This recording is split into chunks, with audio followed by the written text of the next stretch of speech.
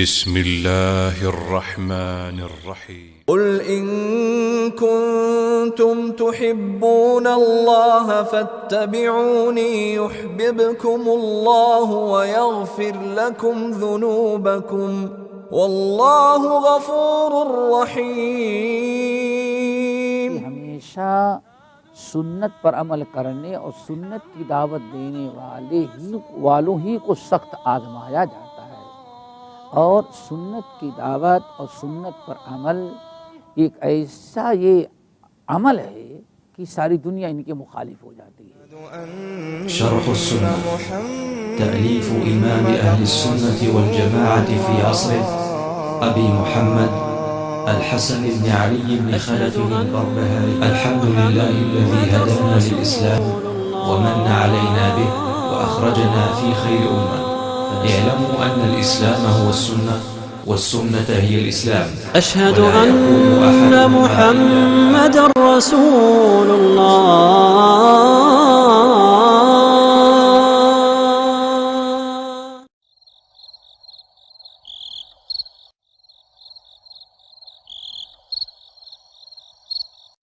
من العباد الذين اصطفى، اما بعد، انشاءاللہ آج سے شرح السنہ امام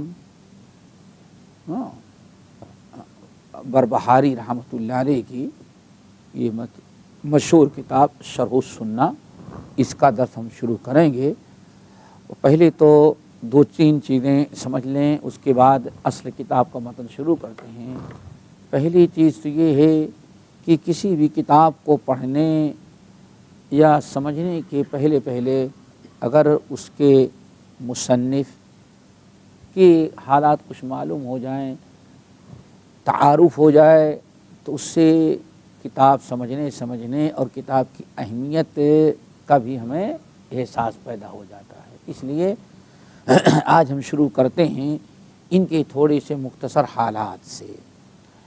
یہ امام بربہاری جو ہیں، یہ کہا جاتا ہے 328 یا 29 ہجری میں ان کا انتقال ہوا ہے۔ 328 329 یا او 28 328 یا 29 میں ان کا انتقال ہوا ہے۔ ان کا پورا نام جو ہے الحسن بن علی بن خلف البربہاری ہے۔ بغداد کے رہنے والے، بغدادی، ان کو بغدادی کہا جاتا ہے۔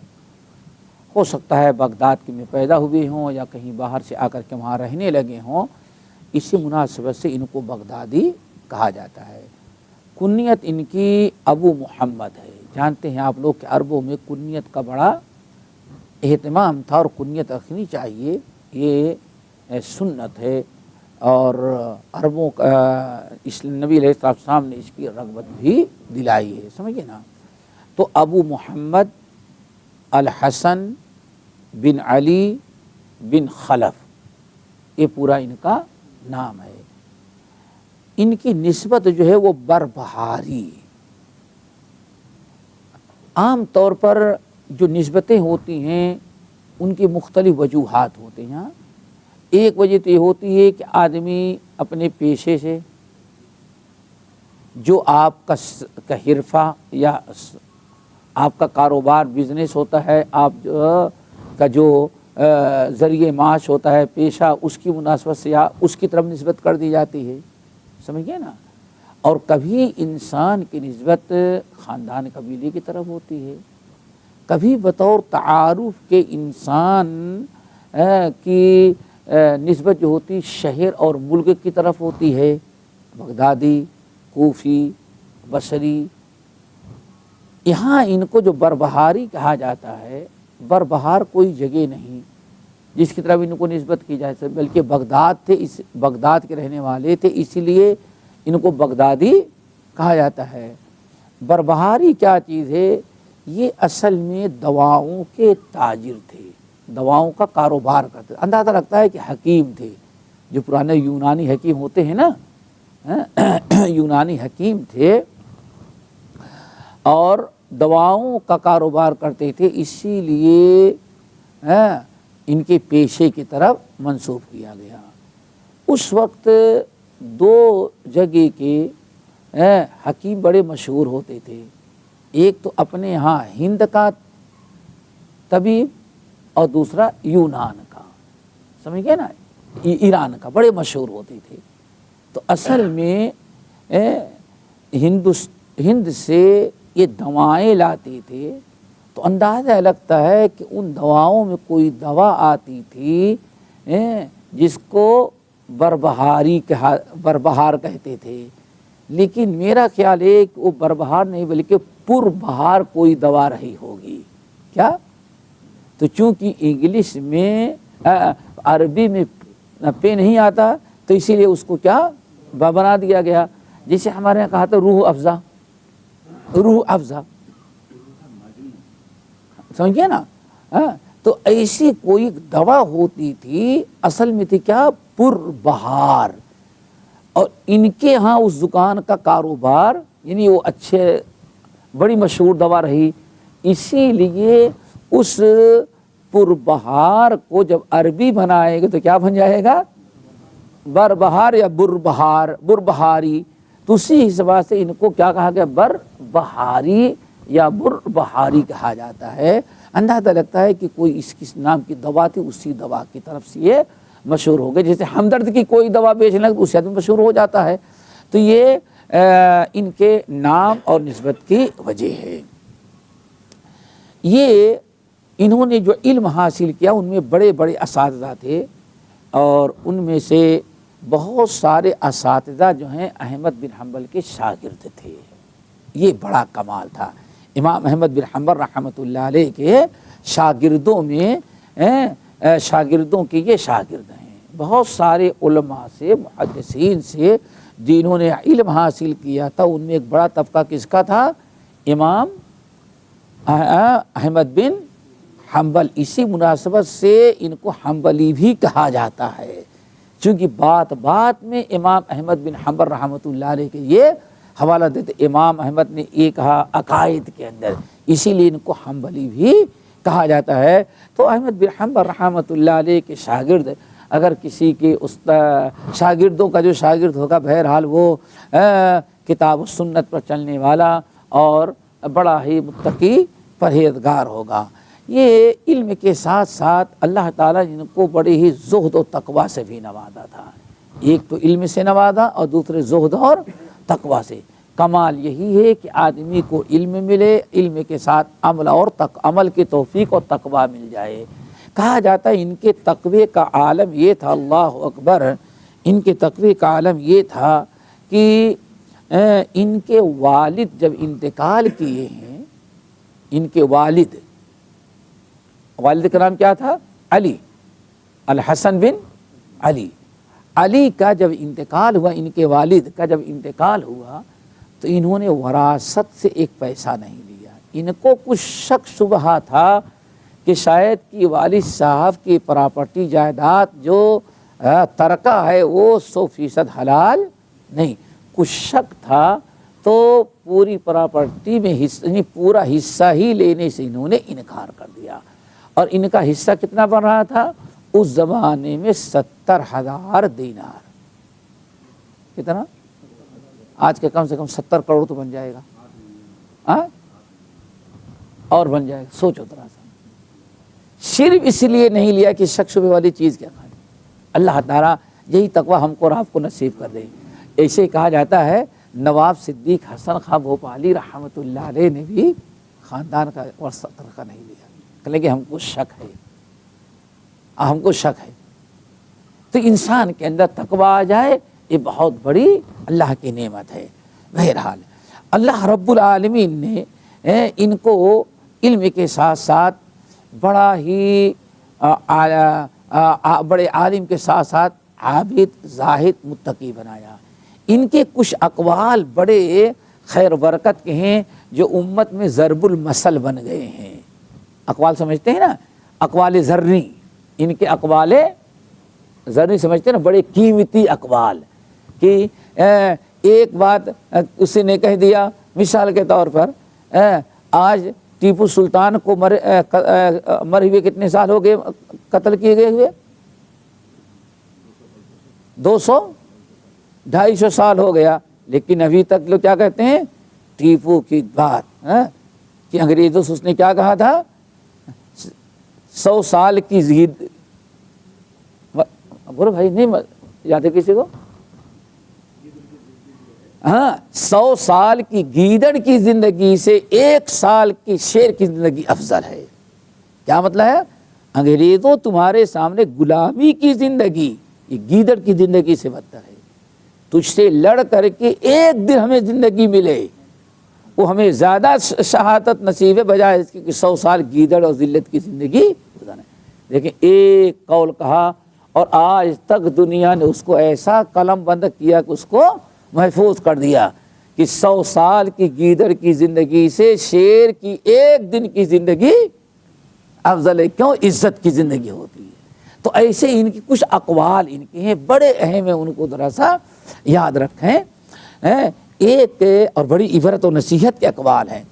پہلا قول تو ان کا یہ کہا جاتا ہے احذر صغار المحدثات من الامور فإن صغار البدع تعود کبارا۔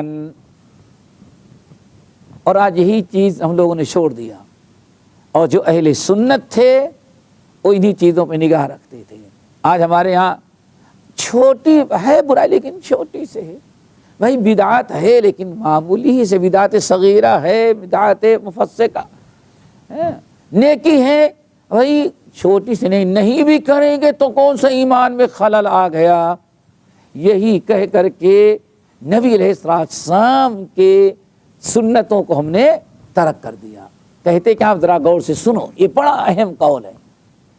احذر صغار المحدثات من الامور فإن صغار البدع تعود کبارا۔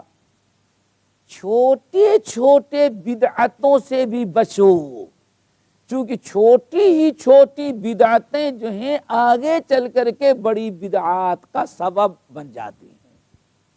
دیکھا آپ نے، کل بدعت ضلالہ، یہ بڑا اہم قول ہے، ذرا غور کرو۔ کہتے کیا ہیں؟ چھوٹے چھوٹے بدعاتوں سے اپنے آپ کو بچاؤ، کیونکہ چھوٹی ہی بدعتیں آگے آدمی کو بڑی بدعت میں مبتلا کر دیتی ہیں۔ اسی لیے اب ان کے اس قول کی تائید کتنی بہت سارے نصوص سے ہوتی ہیں، سمجھ گئے نا؟ بہت سارے لوگ کہا کرتے تھے المعاصی یا البدعۃ برید الکفر۔ کیا؟ البدعۃ برید الکفر۔ لوگوں برید سمجھتے ہو نا، پوسٹ، یاد رکھو کفر کی ابتدا جو ہوتی ہے کس سے؟ بدعتوں سے۔ کفر کی جو ڈاک اور پوسٹ ہے وہ کیا ہے؟ بدعت ہے۔ کس طرح سے یہ ہمارے اسلاف اس پر توجہ دیتے کہ نہیں، چھوٹی بدعت ہو اس سے بھی بچو، بدعت ہے، یہی چھوٹی بدعت آگے چل کے کیا بن جائے گی؟ وہ بڑی۔ اسی لیے اللہ کے رسول نے کیا فرمایا؟ ایاک ومحقرات الذنوب، اللہ اکبر، ایاک ومحقرات الذنوب، عائشہ خبردار، کبھی کوئی گناہ چھوٹا معمولی سمجھ کر کے کرنا نہیں۔ اور دوسری بات کیا ہے؟ ایاکم ومحقرات الذنوب، کسی گناہ کو حقیر سمجھنے سے اپنے آپ کو بچاؤ، گناہ ہے۔ فَإِنَّ لَهُ مِنَ اللَّهِ طَالِبًا، تم اس کو حقیر سمجھتے ہو لیکن اس کا بھی تمہیں اللہ تعالیٰ کے ہاں حساب دینا ہے۔ دیکھتے نہیں قرآن نے کیسے کہا لا یغادر ما لهذا الکتاب لا یغادر صغیرۃ ولا کبیرۃ الا احصاها۔ قیامت کے دن انسان کے سامنے نامہ اعمال آیا، دیکھا تو اس کی چیخ نکل جاتی اور کیا کہتا ہے؟ ما لهذا الکتاب، ہائے یہ کتاب کیسی ہے کہ لا یغادر صغیرۃ ولا کبیرۃ، نام اعمال کیسا ہے کہ نام اعمال تیار کرنے والے نے نہ تو چھوٹا چھوڑا ہے اور نہ بڑا، الا احصا، سب کو ریکارڈ میں رکھ لیا۔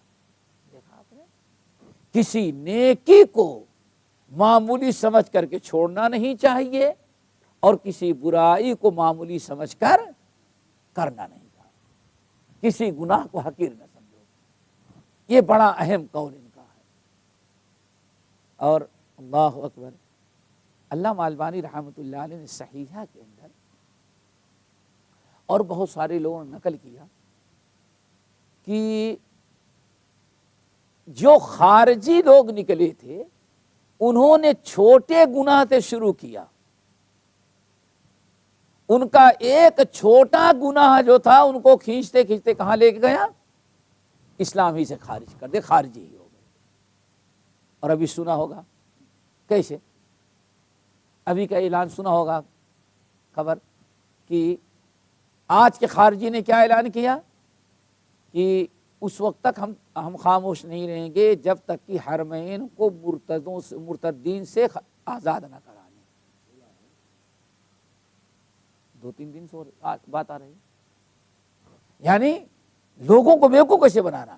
حرمین اس وقت ان لوگوں کے ہاتھ میں جو اسلام سے مرتد ہو چکی ہیں، اور اس لیے حرمین کو آزاد کرانا بہت ضروری ہے، تم ہمارے ساتھ ہو۔ اس سے اندازہ لگائیں۔ اب اگر اہل حرمین جو ہیں وہ بھی مرتد ہیں، ساری دنیا ہی مرتد ہو گئی سوا اس کے کالا کپڑا پہن کر کیا، انا خلیفۃ المسلمین لست بخیرکم انا، ہاں تم میں سے اللہ نے ہم کو بنا دیا حالانکہ ہم تم لوگوں میں سے اچھے۔ اللہ کو دیکھا کتنا واضح طور پر ایک چھوٹی سے غلطی جو ہے انسان کو کہاں تک کھینچ لے جاتی ہے، بڑے سے بڑے کبائر اور شرک تک، کفر تک۔ اسی لیے قرآن و حدیث کی روشنی میں امام بربہاری رحمۃ اللہ علیہ نے اور دیگر سلف نے کیا کہا؟ احذر صغار المحدثات من الامور فإن صغار البدع تعود کبارا۔ اپنے آپ کو چھوٹے چھوٹے بدعتوں سے، بدعتی امور پر عمل کرنے سے اپنے آپ کو بچاؤ، یہی بدعتیں تمہیں بڑی سے بڑی جگہوں پر لے کے چلی جاتی ہیں۔ اس اصول کو دیکھیں اور آج اپنے یہاں کے حالات کو دیکھیں۔ پہلے کوئی ایک بدعت ہوتی ہے، کیا ایک بدعت، کیا صرف قبر کو پکی دیوار سے گھیر دیا گیا، ایک بدعت تو آئی نا، گھیر دیا گیا۔ پھر یہ کہاں تک جاتی ہے بھائی؟ گھیر دیا گیا، پھر کچھ بڑا بنا دیا گیا، پھر قبہ بنا دیا گیا، ہرا جھنڈا لگا دیا گیا، پھر کہہ دیا گیا کچھ کرامت بیان کر دی گئی جو خانے کعبہ میں لوگ نہیں کرتے وہاں کر دیا۔ نمبر 2، ایک دوسرا ان کا قول بڑا اچھا ہے جو بڑی عبرت کا، کہتے ہیں المجالسۃ للمناصحۃ فتح باب الفائدہ۔ یہ بڑا اہم قول ہے۔ کہتے ہیں کہ المجالسۃ للمناصحۃ، المجالسۃ للمناصحۃ فتح باب الفائدۃ والمجالسۃ للمناظرۃ غلق باب الفائدۃ۔ یہ بڑا قیمتی قول، کچھ سمجھ میں آیا نہیں؟ ترجمہ کرنا پڑے گا۔ کہتے ہیں کہ المجالسۃ للمناصحہ، کسی بگڑے ہوئے بھٹکے ہوئے انسان سے بیٹھک اگر کریں، خیر خواہی اور نصیحت کے لیے اگر بیٹھیں گے تو سمجھو کہ اگر خیر خواہی کرنا مقصد ہے کہ یہ بیچارہ گناہ میں مبتلا ہے، یہ شرک میں مبتلا ہے، اپنا بگڑا ہوا مسلمان بھائی ہے، اور اس کی ذمہ داری اصلاح کرنا ہماری ذمہ داری ہے. خیر خواہی کے لیے بیٹھو گے اور سمجھانے لگو گے تو فتح و باب الفائدہ، اس سے جو ہے فائدے کا دروازہ کھل جاتا ہے. نہیں سمجھے بھائی؟ اگر آپ بیٹھ گئے سمجھانے کے لیے خیر خواہی، بھائی آپ بتائیں گے وہ کچھ کہا، آپ نے اس کو سمجھایا بھائی ایسا ہے ایسا ہے ایسا ہے، ہو سکتا ہے 25 دلیلیں آپ اس کو دے دیں. اگر نہ سمجھا تو کم سے کم کچھ نرم تو پڑتا ہے، ڈھیلا تو پڑتا ہے، سوچنے میں تو پڑ جاتا ہے، پیشانی پر پسینے تو آ ہی جاتے ہیں. اور تجربہ کر لو.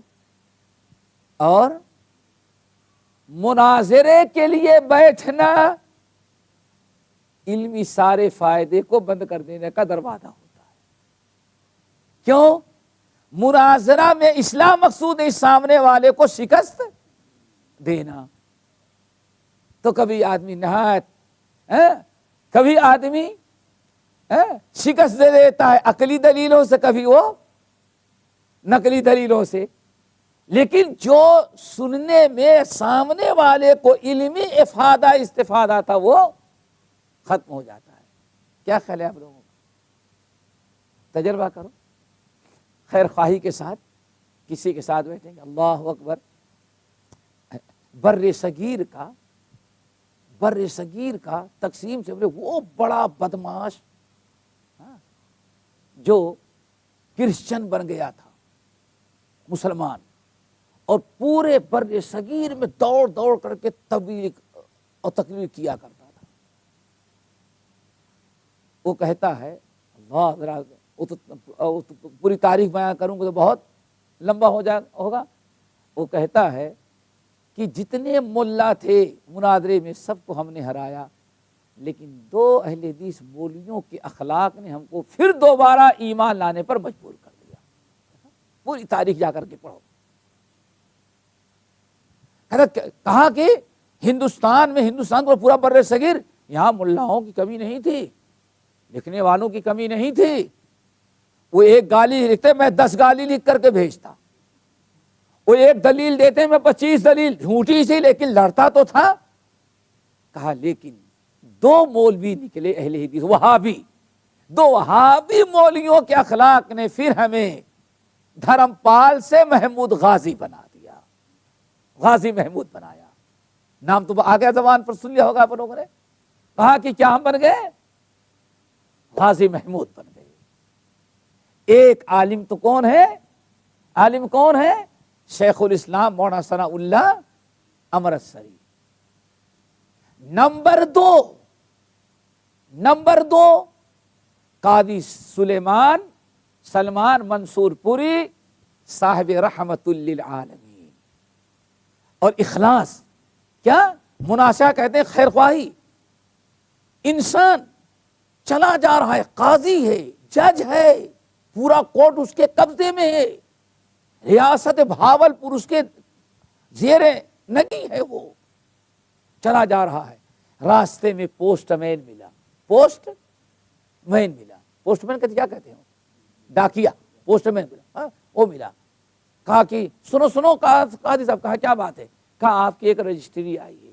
کہا رجسٹری کھولا تو اس میں ایک تھوڑا سا چند ورق پیپر. کہا اسے راستے میں ملا ہم کو ہم جا رہے تھے آفس. اور اس وقت جو راجا تھا وہ بھی ہندو ہی تھا، لیکن اپنے دور حکومت میں اسے ہمیشہ قاضی بنا کے رکھا تھا. کس کو؟ قاضی سلیمان صاحب سلمان منصور پوری رحمت اللہ عالمین والے کو. اللہ اکبر. راستے میں تھے، ملا لیٹر، کھول کے پڑھا تو وہی جو مرتد ہو گیا تھا کمک اسی کا لیٹر. کہا کہ اگر یہ جواب مل جائے تو ہم توبہ کرنے کے لیے، لیکن اس کو معلوم تھا کوئی جواب نہیں دے پائے گا. قاضی سلیمان صاحب سلمان منصور پوری آج یہی اخلاص ہمارے اندر پیدا کرے. میں نے کہا ذرا غور کرو.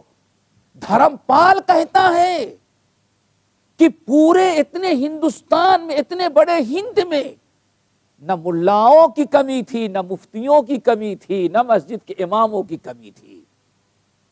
لیکن سب سے میں ٹکر لیتا رہا، ہمیں کوئی قائل نہ کر سکا۔ لیکن دو حاوی مولویوں کے اخلاق نے اور خیرخواہی نے ہمیں پھر دھرم پال سے کیا بنا دیا؟ غازی محمود بنا دیا۔ ایک مولانا ثناء اللہ مرستری اور دوسرے قاضی سلیمان صاحب سلمان منصور پوری رحمت اللہ علیہ، صرف قاضی سلیمان صاحب منصور پوری کا ایک جملہ سن بس پڑھے، واپس آئے، رات گزر گئی، جواب لکھ رہے ہیں۔ گھر والوں نے کہا ارے حضرت سو جائیں تھوڑا، کہا کہ ایک بگڑا ہوا میرا بھائی سوال کیا ہے، میں لیٹ کر کے سو جاؤں، اور اس نے وعدہ کیا ہے کہ اگر جواب صحیح ملا تو میں دوبارہ اسلام میں پھر آ جاؤں گا۔ وہ بیچارہ ہے، ہمارا فریضہ ہے اس کی خیر خواہی کر کے اس کو جواب دینا۔ اگر میں لیٹر کا جواب دینے بجائے لیٹ کر کے سو گیا اور نیند لگ گئی، ہمارے جواب دینے کے پہلے پہلے وہ مر گیا، تو قیامت کے دن اللہ تعالیٰ مجھ سے سوال کرے گا۔ یہ اخلاص تھا، دیکھا کتنا فائدہ کھول دیا۔ تو امام بربہاری کیا کہتے ہیں؟ المجالسۃ للمناصحۃ فتح باب الفائدہ والمجالسۃ للمناظرۃ غلق باب الفائدہ۔ اور یہ مناظرہ جو ہوتا ہے عام طور پر ہے وہ تو بس وہ سامنے والے کو نیچے گرانا مقصد ہوتا ہے۔ ارے کیا بتائیں، میں بتاؤں، کہا جاتا ہے بر صغیر کا سب سے بڑا مناظری جو پیدا ہوا مولانا ثناء اللہ مرستری رحمۃ اللہ علیہ۔ مناظرے میں دیکھو، مناظرہ جمع، سامنے والا جو آریہ سماج سے مناظرہ تھا، آریہ سماج جو تھا وہ بڑا بدماش تھا۔ اول پہلے تو مناظرہ کرتا، اگر ہارنے لگتا تو بیوی ساتھ رہتی، بیوی کھڑی ہو کے گالی دینے لگتی۔ اس کی ساری حرکتیں یہ تھی سارے ہندوستان کے لوگوں پر۔ اب عورت کے اب زمانہ بھی نہیں تھا کہ عورتیں اتنی بے باک ہوتا کہ مولوی صاحب بھی ہر مولوی اس کی بدزبانی سے کنارے اسٹیج، ارے عورت آ گئی اسٹیج پر۔ مولانا مرستری آئے اور تھا کم وقت بڑا کالا، آریہ تھا حد سے زیادہ کالا اور بیوی حد سے زیادہ گوری تھی، بڑی خوبصورت گوری۔ اب مولانا مرستری کا اسٹیج لگا ادھر، اس کا وہ جیسے مناظرہ شروع ہوا کم وقت آ کر کے بیٹھ گئی۔ وہ سوچی کہ اب شوہر ہار رہا ہے، تیار کر، جہاں اس کا جواب وہاں کر کے گالیاں، وہی عورتوں کی ناٹنکی۔ جیسے اسٹیج پر آئی، مولانا مرستری کو معلوم تھا، انہوں نے کہا اس زاگ کے چوچ میں انگور خدا کی قدرت، اس پہلوئے حور میں لنگور خدا کی قدرت۔ بس کون سا فائدہ اٹھایا؟ بہر جواب تو ہو گیا، سمجھ گئے نا؟ اس زاگ کے چوچ میں انگور، زاگ کہتے ہیں کوے کو، کوے کے کوا بدبخت، اس کے چوچ میں انگور کا گچھا ہو، کوا بڑا خوش نصیب، یہ بس اللہ کا۔ اور اس پہلوئے حور میں لنگور خدا کی قدرت۔ توبہ کرتے ہوئے بھگی، مناظرہ ختم، کچھ نہ ہوا۔ دیکھو ایک میں نے مصالحت، مجالست مناصحہ، اور دوسری کیا ہے؟ مناظرہ۔ پھر وقت کا تقاضا تھا کہ شیخ الاسلام ایسا مناظرہ کریں، لیکن مناظرہ تو ختم ہو گیا، لیکن کوئی اصلاح کا پہلو، فائدے کا دروازہ نہ نکلا۔ سمجھ گئے نا؟ تو یہ بڑا اہم قول ہے کس کا؟ امام بربہاری کا۔ کیا؟ المجالسۃ للمناصحۃ فتح باب الفائدہ، یعنی فائدہ، علمی فائدہ، اصلاح کا فائدہ، سوچنے سمجھنے کا موقع ملتا ہے، تبادلے خیال کا موقع ملتا ہے۔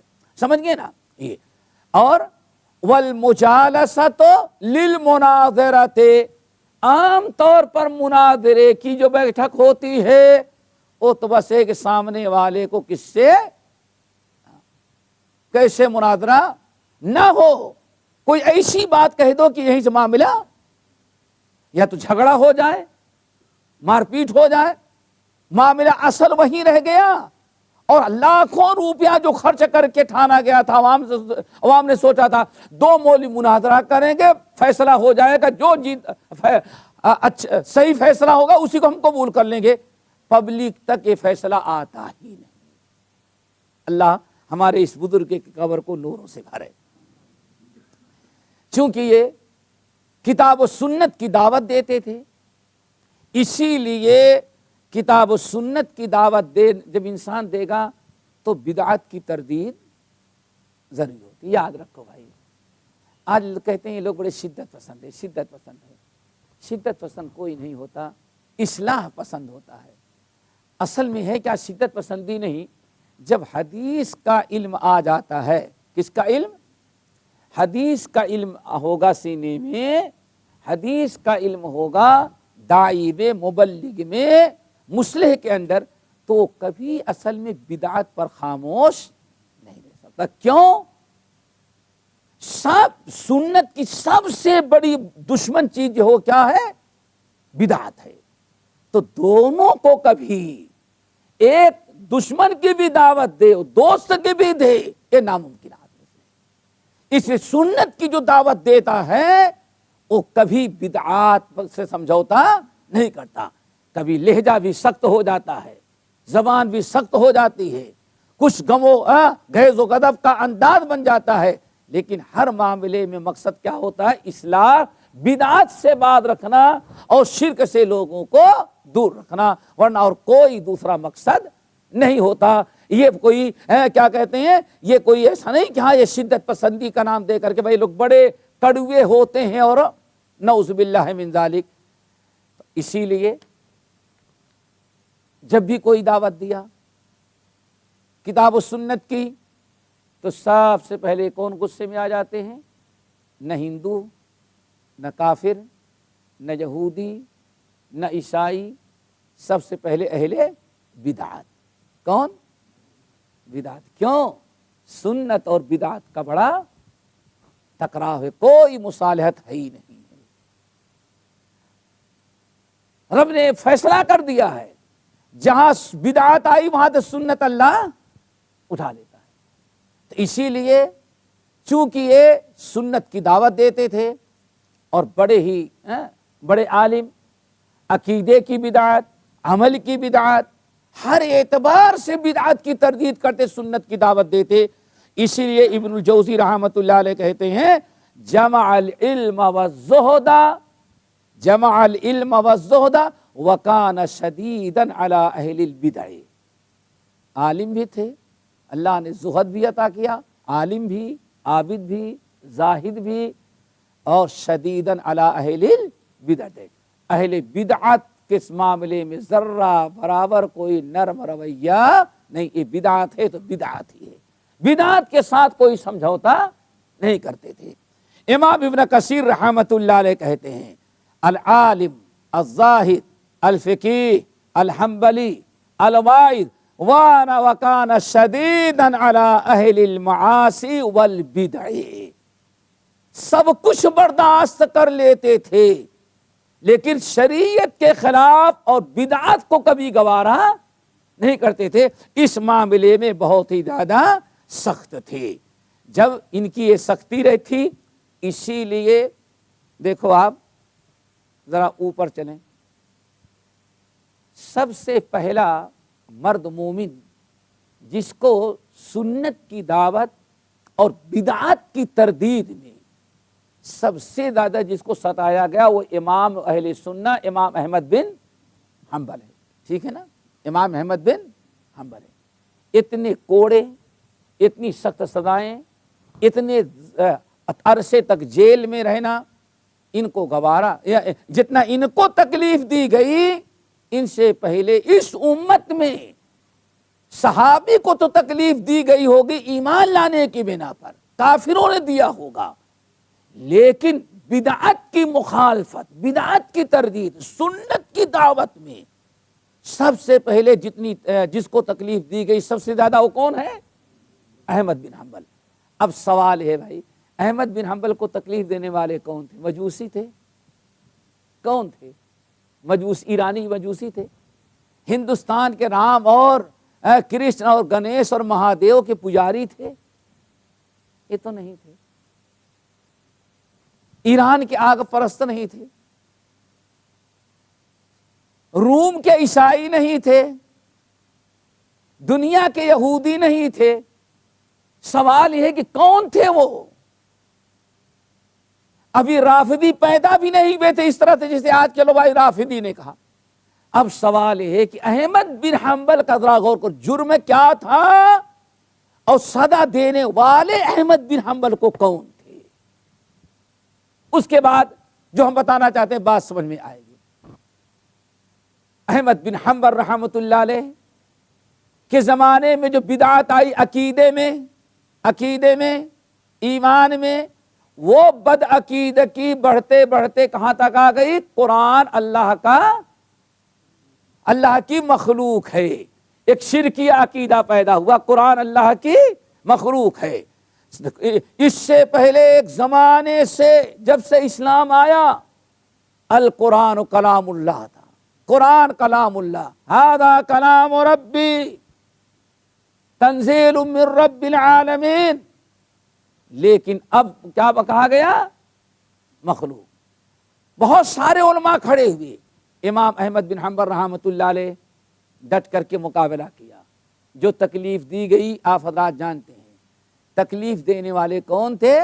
وہی جن کے عقیدے میں بدعت تھی، کلمہ گو تھے، تہجد گزار تھے، نماز کی پابندی کرنے والے تھے، روزے دار تھے، لیکن احمد بن حنبل رحمۃ اللہ علیہ کو سزا اس لیے دیتے تھے کہ احمد بن حنبل رحمۃ اللہ علیہ ان کے عقائد اور اعمال میں جو بدعات تھی اس کی تردید کرتے تھے، تردید کیا۔ اس سے پہلے امام مالک کو بھی تکلیف دی گئی، سب کو، لیکن احمد بن حنبل کا نام میں نے لیا۔ امام بخاری رحمۃ اللہ علیہ کو تکلیف جو دی گئی، آپ بتائیں آپ لوگ، امام بخاری کو جو تکلیف دی گئی، وہاں بھی نہ کوئی یہودی تھا، نہ کوئی عیسائی تھا، نہ کوئی مجوسی تھا، نہ کوئی ہندو تھا، نہ کوئی بدھسٹ تھا، انہی لوگوں نے تکلیف دیا۔ کس نے؟ جو کلمہ گو تھے لیکن عقائد اور عمل میں بدعتیں پیدا ہو گئی تھی۔ امام بخاری رحمۃ اللہ علیہ بھی امام احمد بن حنبل رحمۃ اللہ علیہ کی طرح لوگوں کے عقیدے کی اصلاح چاہتے تھے۔ مرجیہ تھے، جہمیہ تھے، معتزلہ تھے، یہ جتنے بدعتی پیدا ہوئے تھے سب کی تردید کرتے تھے۔ آخرکار نام نہیں لیتے، بڑے بڑے لوگ، بڑے بڑے فقیہ بھی تھے جن کی فقہ آج ہمارے برصغیر میں پڑھائی جا رہی ہے۔ امام بخاری رحمۃ اللہ علیہ کو ملک بدر کروایا، جہاں جاتے وہاں شکایت کر کے آگے بڑھا دیا جائے۔ اس قدر امام بخاری رحمۃ اللہ علیہ کو ستایا، کیوں؟ سنت کی دعوت دے رہے تھے، سنت کی پیروی کر رہے تھے، سنت کی نشر اشاعت کر رہے تھے، بدعتوں کا قلعہ کما کر رہے تھے۔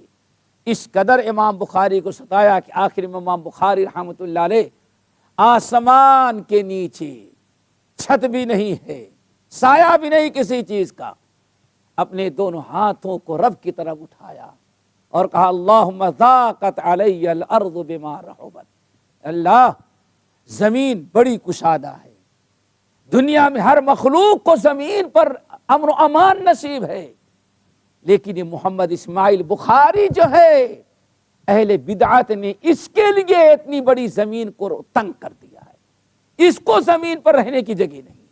اللہم ضاقت علی الارض بما رحبت، امام بخاری کی آخری دعا تھی، اے اللہ اب تو ہی فیصلہ کر دے، اللہم ضاقت علی الارض بما رحبت۔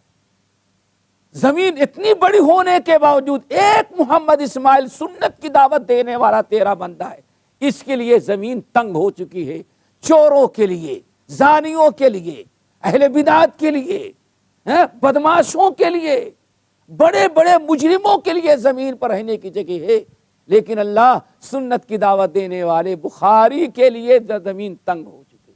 دیکھا آپ نے، یہ ہمیشہ سے سلسلہ چلا آ رہا تھا۔ آخرکار تقریباً 321 ہجری کے اندر، اللہ اکبر، 221 321 ہجری کے اندر امام بربہاری رحمت اللہ علیہ پر بھی وہ سنت جو چلی آ رہی تھی، صالحین، دعات، کتاب و سنت کی دعوت دینے والے، بدعات اور شرک کی مخالفت کرنے والوں کے ساتھ جو سلوک اہل بدعات کر رہے تھے وہی اب ان کے ساتھ بھی شروع ہوا۔ اس لیے 321 ہجری میں جو ترک کا گورنر وہاں تھا بغداد کے اندر، اس کے طرف شکایت کی گئی اور طرح طرح سے ان کے خلاف فتوی بازی دی گئی اور ان کو بہت بڑا مجرم قرار دیا گیا۔ اتنی شکایت کی کہ وہ بھی ان کے پھندے میں آ گیا اور اس نے فوری طور پر حکم دیا کہ ان کے جتنے ساتھی مل سکتے ہوں، ان کے شاگرد، اللہ اکبر، ان کو اور ان کے شاگردوں کو پکڑو اور بغداد میں ان کو رہنے کی اجازت نہیں دے گی۔ بہرحال کچھ لوگوں نے ان کو تو ایک طرف کر لیا، لیکن ان کے بہت سارے ساتھیوں کو جو بڑے بڑے ان کے ساتھی تھے سب کو پکڑے، ہتھ کڑی لگائی اور سب کو بصرہ منتقل کر کے وہاں جیل میں ڈال دیا گیا۔ کسی چور کو جیل میں نہ ڈالا گیا، شرک کرنے والے کو جیل میں نہ ڈالا گیا، بدعاتوں پر عمل کرنے والوں کو، حلوہ کھانے والے، ان کو کوئی جیل میں نہ ڈالا گیا۔ ڈالا گیا تو کن کو؟ جو نبی کی سنت کی دعوت دے رہا ہو۔ یہ ہمیشہ سے ہوتا آیا ہے اور آئندہ یہ ہوتا رہے گا۔ کیوں؟ جہاں سنت کا نام لیا جاتا ہے سارے اہل بدعات کھڑے ہو جاتے ہیں۔ اسی لیے امام بربہاری رحمت اللہ علیہ کا ایک تیسرا قول اور بڑا ہے، میں وہ بھی بتا دیں، دو تو نقل کیے نا، ایک تیسرا اور قول ہے جو بھی یہاں مناسب ہے۔ کہتے ہیں اہل بدعات کی مثال جو ہے وہ بچھو کی ہے۔ بچھو جانتے ہو نا؟ کہتے ہیں بچھو کم وقت چھپا رہتا ہے، سر بھی چھکا پاتا ہے، اپنے پنجے بھی، اور اتنا دم نکال رکھتا ہے، موقع جہاں پایا کھٹ سے ڈنک مار دیا، اپنا چھپا، اور جو انسانوں کو تکلیف دینے والا ڈنک ہے اس کو اوپر موقع کے انتظار میں اٹھا رکھا ہے، جہاں موقع ملا، دیکھو کبھی ٹائم نہیں لگتا، کھٹ سے مارا۔ کہا ایسے ہی بدعتی جو ہیں وہ ہم سنی ہیں، ہم فلاں ہیں، ہم عاشق رسول ہیں، ہم محبوب الہ ہیں، سب کچھ نام رکھ کے چھپے رہتے ہیں، کبھی اپنے آپ کو بدعتی نہیں، اور جہاں موقع پڑتا ہے وہ بچھو کی طرح اپنے جیسے بچھو ڈنک مار کے زہر پھیلاتا ہے، جہاں ان کو موقع ملتا ہے اپنی بدعت کے ذریعے لوگوں کو کا دین و ایمان خراب کر دیتے ہیں۔ بہرحال اتنا سب ہوا، لیکن امام بربہاری رحمت اللہ علیہ کو لوگوں نے اللہ تعالیٰ نے محفوظ رکھا، کر تو ڈالا، لیکن ایک چیز یاد رکھیے گا، یہ بڑا اہم نقطہ ہے، یاد رکھیے گا۔ اللہ نے کیا فرمایا؟ یا ایھا الرسول بلغ ما انزل الیک من ربک وان لم تفعل فما بلغت رسالتہ۔ آگے ایک نقطہ یاد رکھیے گا، دیکھا آپ نے پورا یہ ترک تھا، اس وقت ترکیوں کی حکومت آ گئی تھی، اتنی بڑی سپر پاور ایک بربہاری اور اس کے ساتھیوں کو جو سنت کی دعوت دینے والے تھے ختم کرنا تھا، لیکن اللہ کا وعدہ کیا ہے سورۃ المائدہ؟ یا ایھا الرسول بلغ ما انزل الیک من ربک، آپ کا رب آپ کو جو بذریعے وہی پہنچا رہا ہے کتاب و سنت کی شکل میں، بلغ ما انزل الیک من ربک، آپ کے رب کے طرف سے جو آپ کو کتاب و سنت دی جا رہی ہے آپ بلا خوف و قطر لوگوں کو پہنچا دیں۔ فَإِن لَّمْ تَفْعَلْ فَمَا بَلَّغْتَ رِسَالَتَهُ، اگر آپ نے ایک بات بھی پہنچانے میں کوتاہی کی تو یاد رکھیں ہمارے ہاں آپ اپنی ذمہ داری کو ادا نہ کر سکے، آپ پہنچائیں۔ رہی بات، اللہ اکبر، رہی بات لوگ غصہ ہو جائیں گے، لوگ آپے سے باہر ہو جائیں گے، سارے اہل بدعات اور اہل شرک روڈ آپ کے خلاف کھڑے ہو جائیں گے، قرارداد پاس کریں گے، تو سن لیجئے واللہ یعصمک من الناس، لوگوں کے ہر قسم کے شر سے آپ کا رب آپ کو بچاتا رہے گا۔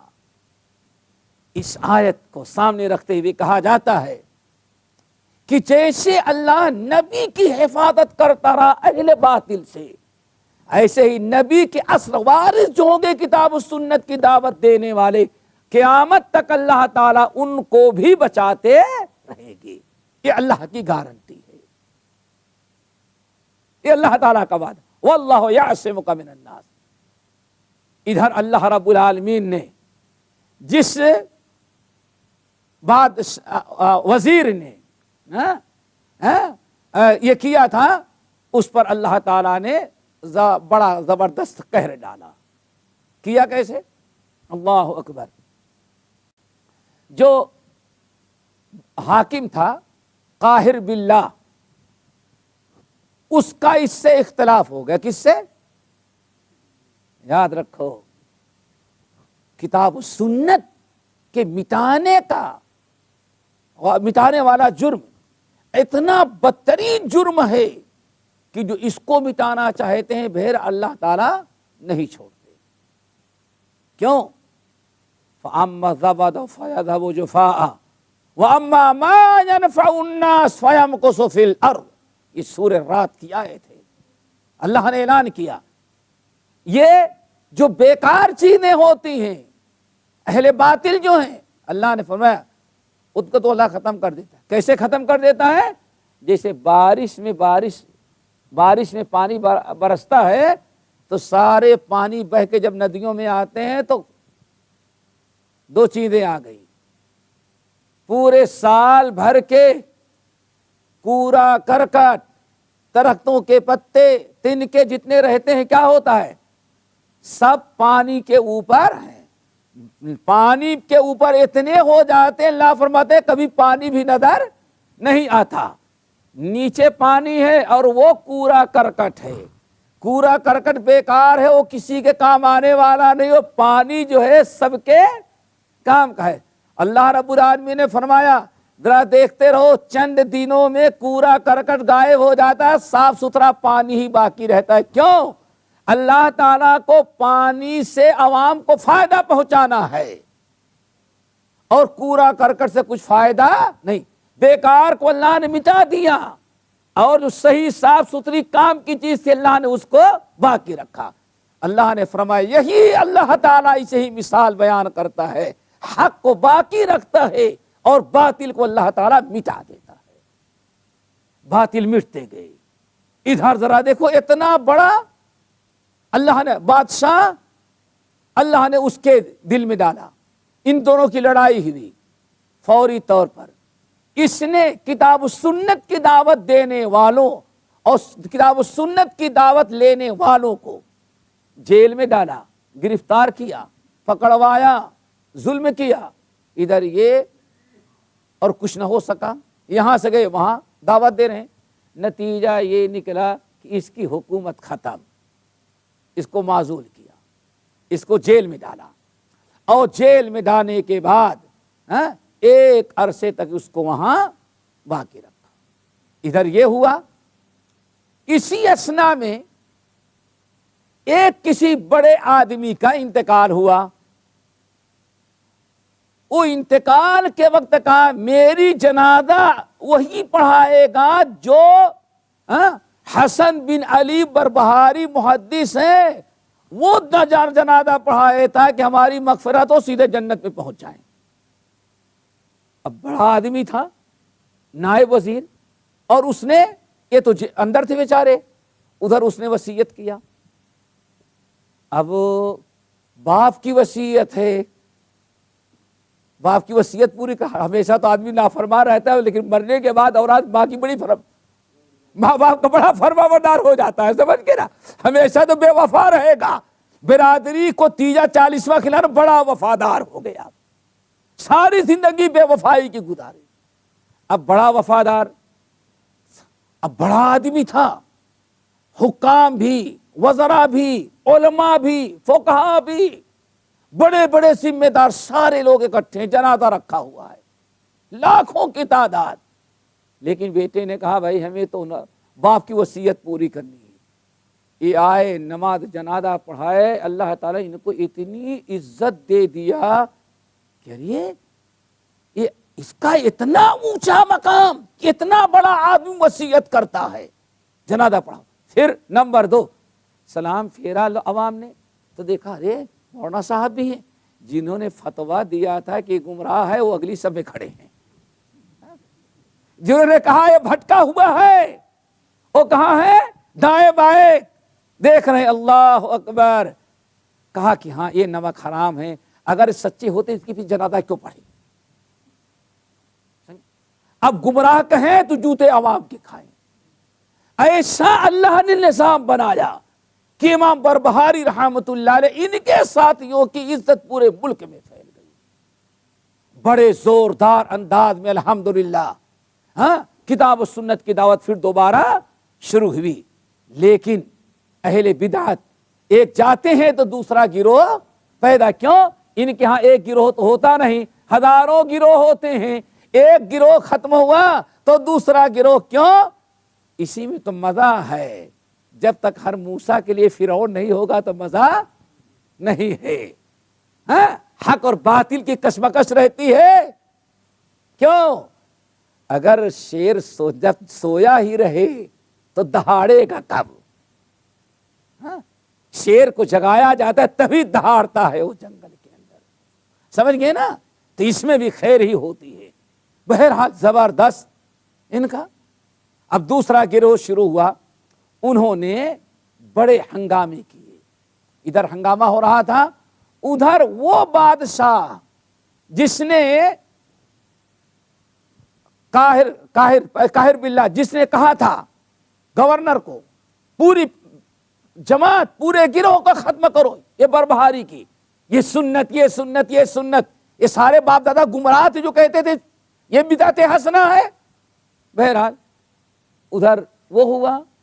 پھر اچانک اللہ تعالیٰ کا قہر بادشاہ پر بھی آیا. اللہ اکبر.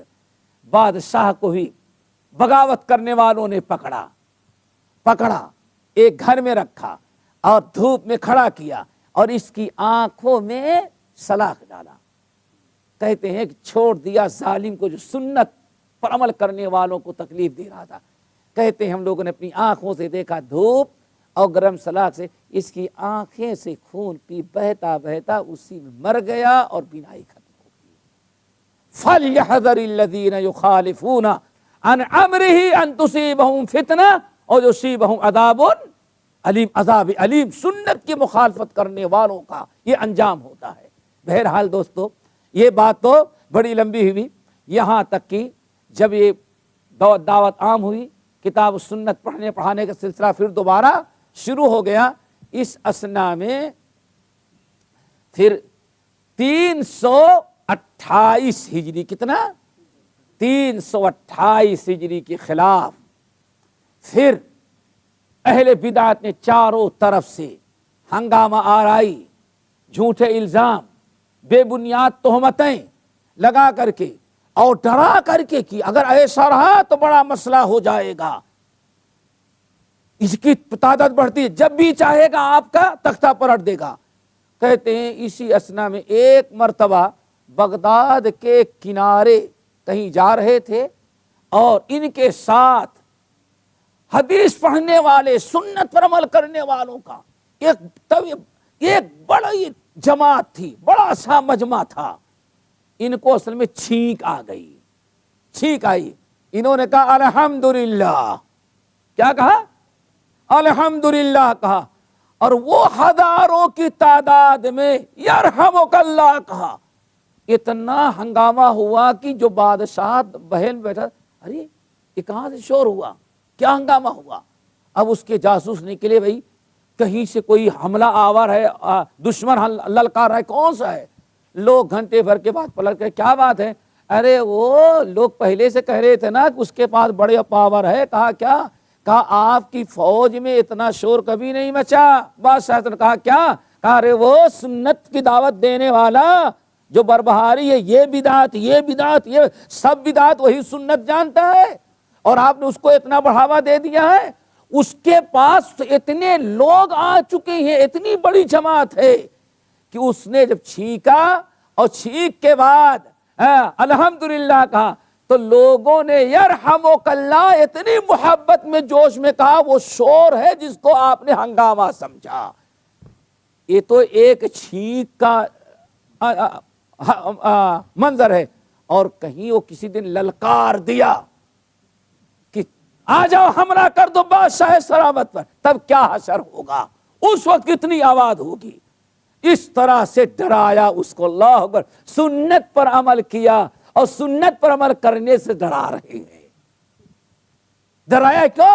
ارے یرحمک اللہ کہا، اتنے کثیر تعداد میں صرف چھینک کے جواب دینے والے تو جہاد کا اعلان کیا اور تختہ پلٹ لیں تو پھر کیا حشر ہوگا۔ خوب بڑھایا، بادشاہ نے اپنی کرسی بچانے کے لیے کہا بہتر ہے کہ ان کو گرفتار کرو، اللہ اکبر، اور کرفیو نافذ کر دیا کہ ان کے دو سنت پر عمل کرنے والے جو ہیں، دو آدمی کہیں اکٹھا نہ، اکیلا چل سکتا ہے، روڈ پر دو جائیں تو ان کو کیا ہے، see and shoot, sight shoot and مار، تیر چلا دو۔ بہرحال پابندی لگائی، اور ان کو جو ہے، جو وہاں کا گورنر تھا اس کی بہن کا جو محل تھا، اس محل میں ان کو قید کیا گیا۔ وہاں کافی بوڑھے ہو ہی چکے تھے، یہ ان کا کہا تھا کوئی ایسی بیماری اللہ نے بھیجی سے ان کا خون جم گیا، اسی میں ان کا انتقال ہوا۔ انتقال کہاں ہوا؟ جو حاکم تھا اس کی بہن کے محل میں، جیل میں نہیں ڈالا، محل میں ڈالا۔ جب انتقال ہوا تو محل کے جو بہن تھی، محل کی ملکہ، اس نے اپنے خادم سے پوچھا کہا کیا ہوا؟ کہا معلوم پڑا ان کی روح قبض ہو گئی۔ عزت ذرا دیکھو، سنت پر عمل کرنے والے۔ اسی لیے احمد بن حنبل کہا تھا ابھی برا کہہ لو لیکن مرنے کے بعد پتہ چلے گا کہ کون عزت والا ہے، تم ہو یا احمد ہے۔ اللہ اکبر۔ انتقال ہوا، خادم نے خادم کو کہا ایسا ایسا کرو، یہ تو بادشاہ اتنا ناراض تھے، ان کی جنازہ بھی نہیں پڑھ سکتے، دفنانے کا بھی بڑا مسئلہ ہے، کسی آدمی کو لاؤ نہلائے، چونکہ اتنے دن سے میں نے دیکھا بیچارہ بڑا شریف بوڑھا لگتا ہے، کہتے 90 سال کے قریب عمر ہو گئی ہے، بڑا شریف ہے، کیا تختہ پلٹے گا، کھلاتی پلاتی تھی بیچاری، بھیج کر کے خادم کو کہا اس کو کوئی بلاؤ غسل دے۔ باہر سے گیا اور دروازہ بند کر کے گیا تاکہ کوئی اندر آ نہ سکے، اور ایک غسل کرنے والے کو اجرت پر لایا، چونکہ ملکہ نے کہا تھا میں اجرت دوں گی، اور لانے کے بعد پھر دروازہ بند کر لیا۔ اس نے غسل دیا، اور وہ جو ہے روشن دان سے دیکھ رہی تھی سارا منظر، بہن جو تھی حاکم کی وہ روشن دان سے دیکھ رہی تھی کہ نہلانے والا ایک ہے، خادم اکیلا۔ جب نہلا کے چلا گیا تو بہن نے کہا کہ اس کی تم اکیلے نماز جنازہ پڑھو، دروازہ بند کر لو تاکہ کسی کو پتہ نہ چلے۔ اس نے اتنی مہربانی کی۔ اس عورت کا یہ کہنا ہے، خادم کا یہ کہنا ہے کہ جب میں نماز جنازہ پڑھی اکیلے، میں سمجھ رہا تھا یہ اکیلا ہے اور میں نماز جنازہ اس کی طرح پڑھ رہا ہوں۔ کہا نماز جنازہ پڑھنے کے بعد بڑے غصے میں ملکہ نے بلایا، اور آنے کے بعد کہا کہ تم کو میں نے کہا تھا کہ دروازہ بند کرنا، ہمارے بھی لیے بھی مصیبت، تیرے لیے بھی مصیبت۔ کہا کیا ہوا؟ کہا کہ تم نے دیکھا نہیں؟ کہا میں نے تو دیکھا کوئی نہیں۔ کہا سلام پھیرنے کے بعد دیکھا نہیں؟ کہا اللہ کی قسم میں نے نہیں دیکھا۔ کہا دروازہ بند ہے، کیوں کھولا تو نے؟ ہمارے لیے بھی مصیبت کھڑی کرے گا۔ کہا کہ اللہ کی قسم دروازہ بند ہے، آپ جا کر کے دیکھ لیں۔ کہا واللہ دروازہ بند ہے، ہم نے آنے نہیں دیا۔ کہنے لگا اللہ اکبر، تم اکیلے آگے کھڑے دیکھے، میں نے دیکھا پورا محل کا جو گراؤنڈ اتنا بڑا ہوا ہے، نورانی چہرے، سفید لباس میں سارے لوگ کھڑے ہو کر کے نماز پڑھ رہے تھے۔ میں تو غصہ میں تھی کہ تو نے دروازہ کیوں کھولا، کہیں ایسا نہ ہنگامہ ہو جائے۔ کہا سلام پھیرنے کے بعد، کہا اس کے بعد مجھے کوئی نظر نہیں، تو دروازہ کھلا چھوڑ چلے گئے وہ؟ کہتا اللہ کی قسم میں نے دروازہ نہیں کھولا تھا۔ قسم کھائی تو اس نے کہا اللہ کی قسم، اس کا مطلب یہ ہے کہ دنیا کے ظالموں نے اس سنت پر عمل کرنے والے محدث پر جنازہ پڑھنے سے انکار کیا، تو اللہ نے رحمت کے فرشتوں کو بھیجا تھا، اور سن لے اس کو ہمارے محل میں دفنایا جائے گا، اور میرا انتقال ہو تو اسی کے بعد قریب اسی کے بعد میری بھی قبر بنانا۔ یہاں سے بات ختم ہوئی، اور اس کے بعد بادشاہ کا جو حشر ہوا، لیکن الحمدللہ کتاب و سنت کی دعوت کا چراغ جو جلایا تھا اس کی برکت ہے کہ آج بھی ان کی کتاب مخالفت کرنے والے چلے گئے، لیکن اس کے ہاتھ سے لکھے ہوئے چند صفحات وہ بھی ضائع نہیں کیا اللہ نے۔ یہ چند صفحات ہیں، گنے چنے چند صفحات ہیں، بڑی بڑی حکومتیں مخالفت کی ختم کر دیا، لیکن اس مرد مومن نے سنت کی محبت میں، بدعات کی بکس میں جو قلم اٹھایا، جیل میں تھا، جیل میں مرا، کوئی جنازہ پڑھنے والا نہ آیا، اللہ نے فرشتوں کو بھیجا، لیکن سنت کی دعوت اس کی تھی جو ذی اخلاص کے ساتھ چند صفحات لکھے تھے، اللہ نے ان صفحات کو، بڑی بڑی حکومت مخالفت کرنے والی تو ختم ہو گئی، لیکن سنت پر عمل کرنے اور دعوت دینے والے کے چند صفحات جو لاوارث تھے، اللہ نے ان کو بھی ضائع ہونے سے بچا دیا، اور قیامت تک بچا رہے گا۔ یہ ان کی تھوڑی سے سیرت تھی، انشاءاللہ اس کے بعد کتاباں چلو۔ اشہد ان محمد رسول اللہ۔